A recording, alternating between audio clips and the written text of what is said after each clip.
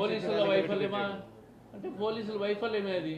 తెలుగుదేశం నాయకులు బండ్లు పగలగొడుతున్నారు, vehicles పగలగొట్టారు. Agent మరి ఏజెంట్ ఫోరాలు తీసుకెళ్తుంటే ఏజెంట్ ఫోరాలు తీసుకోవడానికి ఏ విధంగా దాడి చేశారు ప్రత్యక్షంగా మన మీడియా ద్వారానే చూశారు.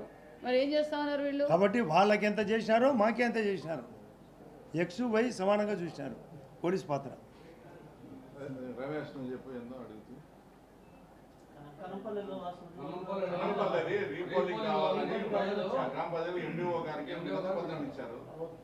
కాదు రవి, ఎవ్వరు కూడా ఎక్కడైనా రీపోల్ అనేది కామన్.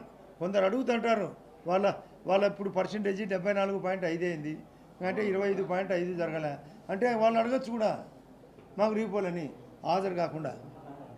రమేష్ ఈరోజు కనంపల్లిలో రీపోల్ కావాలని అడుగుతారు, కొందరు పోయినారన్నారు. అదే మహిళలతో ప్రెస్ మీట్ మాదిరి సాక్షివాడు పెట్టించినాడు.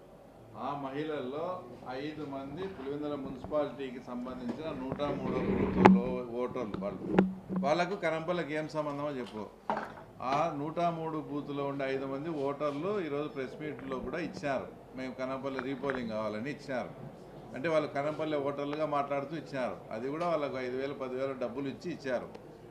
నేను అది ప్రూఫ్ చేస్తా. అంటే వాళ్ళు ఏదో ఇప్పుడు అక్కడికి పోయినారు. ఇందాక మంత్రి గారు చెప్పినట్లు ఒక ఊర్లో అది చేసే ఒక ఇద్దరితో వాళ్ళు పక్క వైఎస్ఆర్ వాళ్ళు మమ్మల్ని ఓటుకు పోనీ లేదని, వాళ్ళకి 10,000 ఇచ్చేది మమ్మల్ని ఓటుకు పోనీ లేదు అది ఇది అని చెప్పేది మాట్లాడించారు.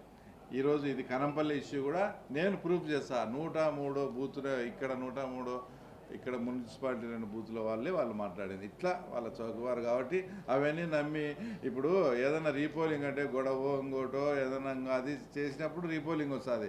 చిన్న సంఘటన ఎవరన్నా ఏమన్నా ఏజెంట్ పరాలు లాక్కున్నారా, ఏదైనా కారు అద్దాలు ఏమన్నా పైలినాయా, ఎవరైనా ఏజెంట్లు ఏమైనా డిస్టర్బ్ చేసినారా, చిన్న సంఘటన